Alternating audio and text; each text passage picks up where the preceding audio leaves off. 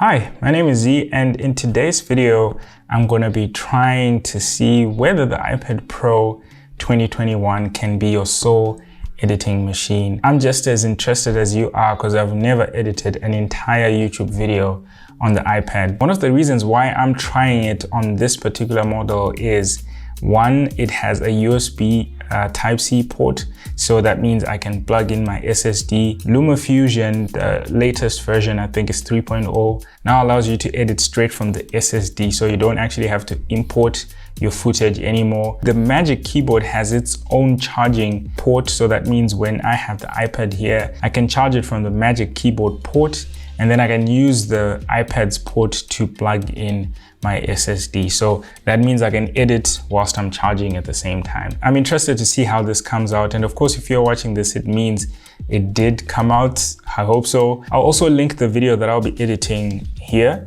and you can go check it out and see how it looks. We're going to be editing 4K footage from a Sony a6400. We will be editing in Lumafusion, and without further ado, let's jump in the software and start editing. So I've transferred all my footage from the camera and put it onto this SSD, and I'm going to connect it. I've also paired my Magic Mouse, but you can also use the Apple Pencil if you are someone who really loves to use the Apple Pencil, or you can just use the touch screen. Now we are inside Lumafusion, and apparently this is also with the latest update where you can move around the interface so that you have a little bit more of the program monitor or the timeline. So what you want to do is you want to go to the icon on the left top and go to Files, and then add a link to a folder, and then you just go to your drive. My drive is called ISPAN.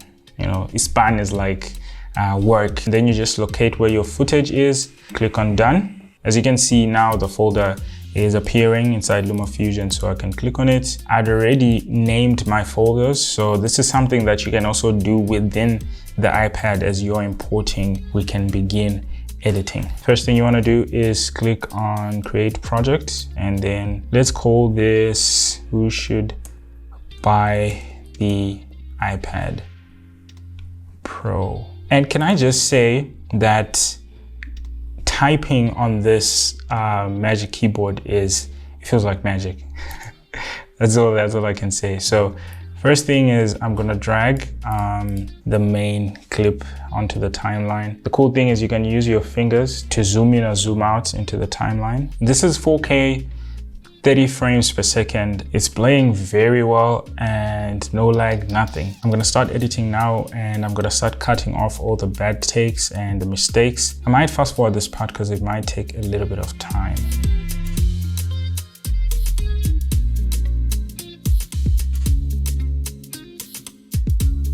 Okay, so now I'm done with the first cut of the entire video, which is about 9 minutes. One of the things that's really surprising is this is 4K and I haven't experienced any lag at all. With my older iMac from 2017, I have to create proxies all the time. When the timeline is just packed with 4K footage, it just becomes slow and it can't play at full resolution. And I don't know if Lumafusion creates proxies on itself. I don't think it does, but this is playing smoothly, no problems at all. I'm actually impressed. I actually think I'm gonna import the audio track first.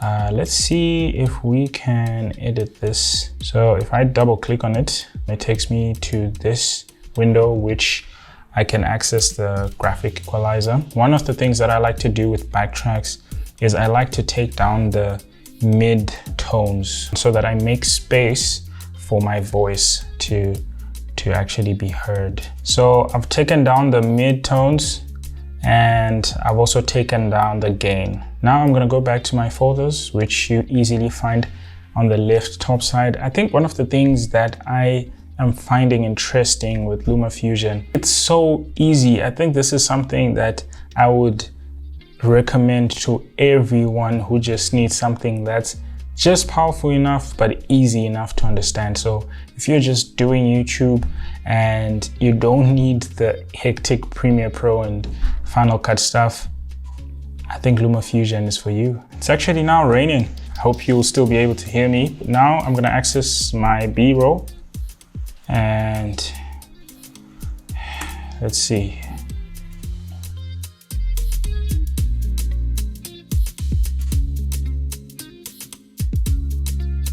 All right, so I actually absolutely did not expect this. I shot this clip handheld, and let me adjust this thing for you. I shot this clip handheld, and as you can see, it's very, well, it's not too shaky, but it's pretty shaky. So now I am going to apply a stabilization effect. I'm just gonna use the strong effect. Okay, so it's already stabilized the shot, like just like that. So now look at how smooth it is. Wow, let me extend this actually. It just takes such a, it's just lightning fast. Wow. Oh yeah, that's good. I get excited with things like this. Okay, so now I'm done with adding my B-roll and all the extra footage on top, and it's still played back without any lag. One of the cool things you can do as well is you can add keyframes. Okay, so let's double click on this clip. So you have your timeline down here, and you use these little I don't know what to call them, plus icons, and then you just click on it to set a keyframe in the beginning, and then I'm going to move to the end of the clip and then increase the size just a little, and then I'm also going to move the position towards the iPad, and then if I put it back, you'll see that it now moves in. So when I click back, it also does the same on the actual project. It's really cool. We're done with the cuts, we're done with adding our B-roll. So now I'm going to do color grading. Let me see if I remember how to color grade. When you're in this window, you can actually access speed controls, you can access stabilization controls, volume controls, and of course your color. So I am going to choose original, and then I am just going to tweak. This is a bit different to what I'm used to.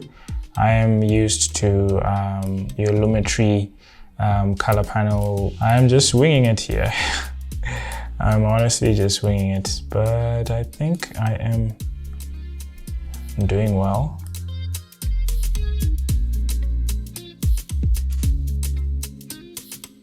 Yeah, I'm happy with this. So this is how it looks, and this is how it looked before.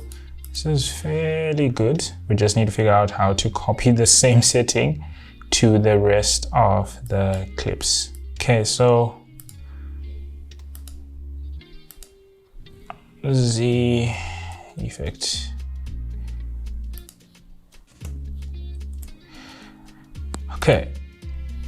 Okay, so I'm happy with how this looks, and I've saved it as a preset. I have found a tool that allows you to select multiple clips, and then once I have all of them selected, and then I click on my preset, voila, dope.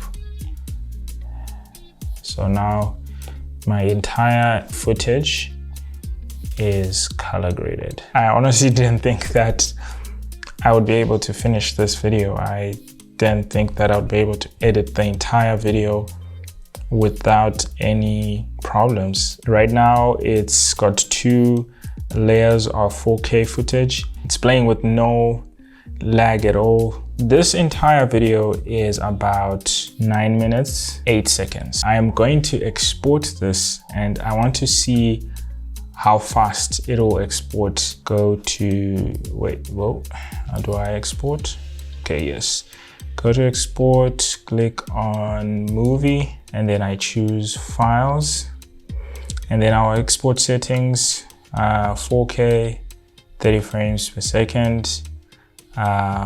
Video quality, I'm going to put ultra. So now we're gonna export. Okay, timer is on.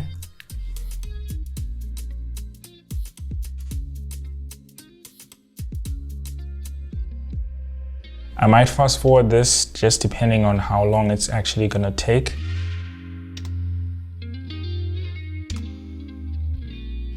Not that I'm jumping the gun, but it's currently 6 minutes 40 seconds and it's almost done, which means it's exporting way faster than the actual time. I think it's gonna do it in just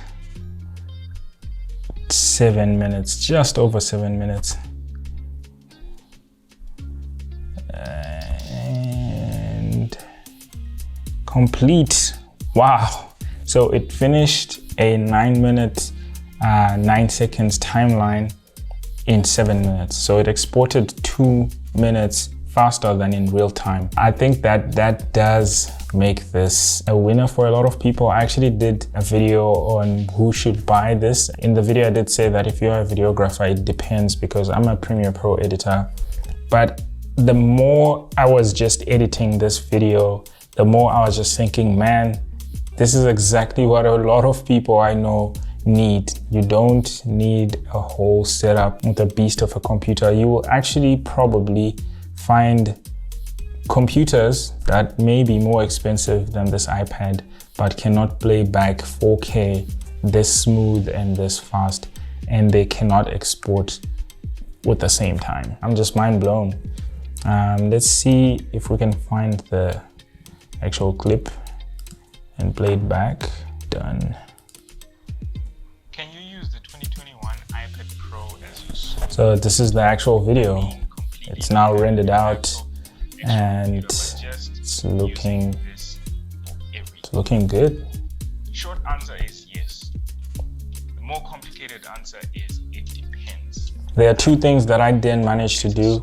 I didn't manage to put my outro that I use on all my YouTube videos. That's because it's actually in a format that I think Lumafusion cannot read.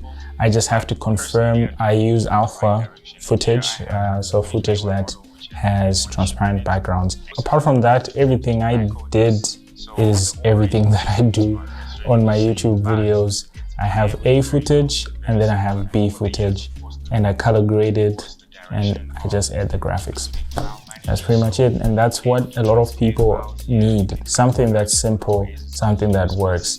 I can safely say the iPad can be your sole editing machine. Thank you for sticking around, and until next time.